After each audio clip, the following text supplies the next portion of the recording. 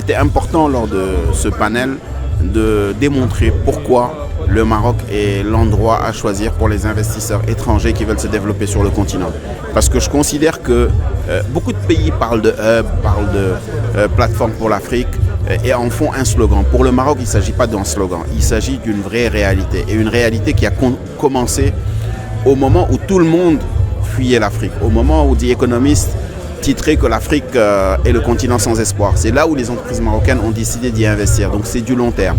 Et je pense qu'il y a 3 éléments clés dans cette dynamique. Il y a un premier élément, c'est que pour choisir la plateforme où investir, il faut que cette plateforme ait déjà construit un minimum d'une économie émergente. Et le Maroc, à travers ses écosystèmes industriels, à travers son système financier, à travers son secteur privé et notamment tous ces investissements qui ont été faits sur le continent, a construit cette base de l'émergence. Deuxième élément extrêmement important, c'est la connectivité. La connectivité maritime à travers Tanger Med et domaines d'Atlantique, la connectivité terrestre que le Maroc a développée, la connectivité aérienne, même la connectivité électrique qui est extrêmement importante. Et aujourd'hui, pour se positionner et revendiquer d'être une plateforme, il faut être connecté au reste du monde. Il faut être connecté à son continent, ce qu'on est, et connecté au reste du monde, à ses marchés. Et ça, le Maroc l'a développé. Et le dernier point qui pour moi est essentiel, c'est la vision et la stratégie à long terme.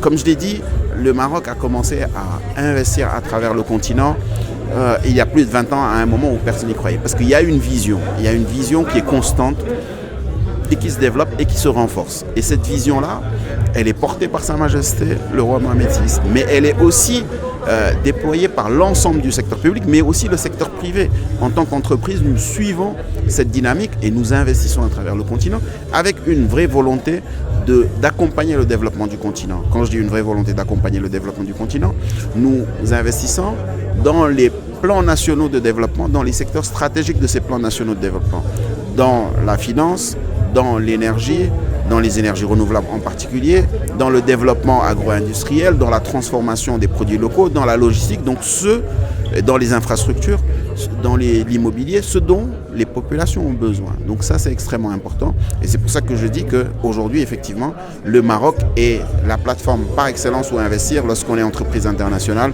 et qu'on souhaite se développer sur le continent. Je crois que l'évidence, c'est que nous partageons un futur avec l'Afrique subsaharienne parce que nous partageons un passé et une histoire. Et tous ceux qui s'interrogent pourquoi le Maroc, je crois qu'il suffit de regarder comment les pays africains nous voient et nous regardent. Comme un pays qui a réussi son émergence, comme un pays qui a des traditions. Et ces traditions et cette religion, nous la partageons avec beaucoup de pays en Afrique. Et je pense que c'est pour ça que ce genre d'événement est très important parce que ça vient consolider toute notre histoire avec l'Afrique.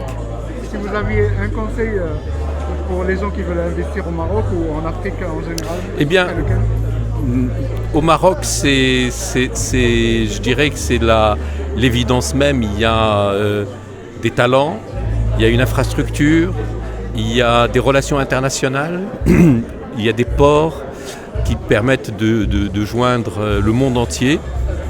Il y a un prix de revient qui est remarquable. Et tout ça fait que le Maroc devient un pays extrêmement attractif pour tout investisseur qui soit européen. En plus, la proximité de l'Europe et tous les accords que nous avons signés avec l'Europe et les États-Unis aujourd'hui vont commencer à nous servir beaucoup.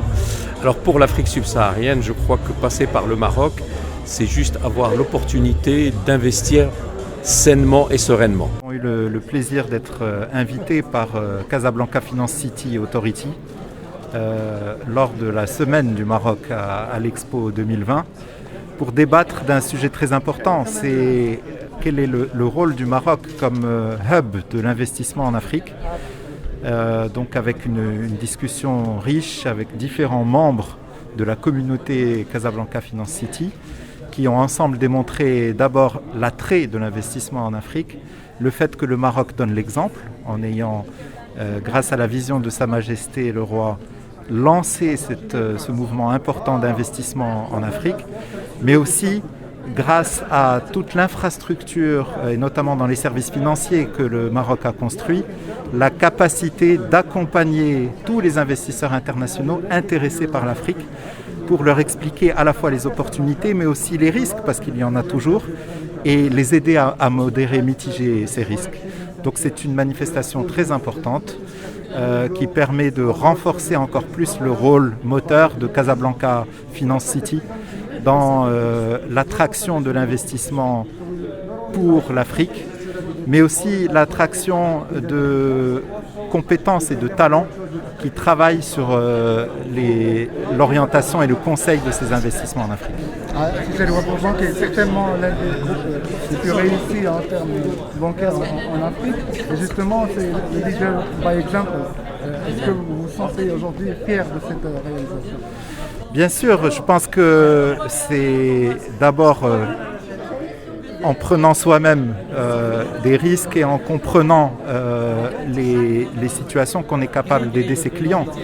On l'a fait dès le premier jour avec beaucoup d'appui de la part de notre conseil d'administration, de nos actionnaires et en particulier de notre actionnaire de référence, le groupe Almada, d'aller le plus tôt possible dans un certain nombre de marchés, d'avoir des positions relativement importantes pour pouvoir aider finalement à la fois nos clients, mais aussi et surtout les économies qui nous ont fait l'honneur de nous accueillir, en déployant un maximum de services, en développant les banques dont nous faisions l'acquisition, en ouvrant plus d'agences, en travaillant sur l'inclusion financière.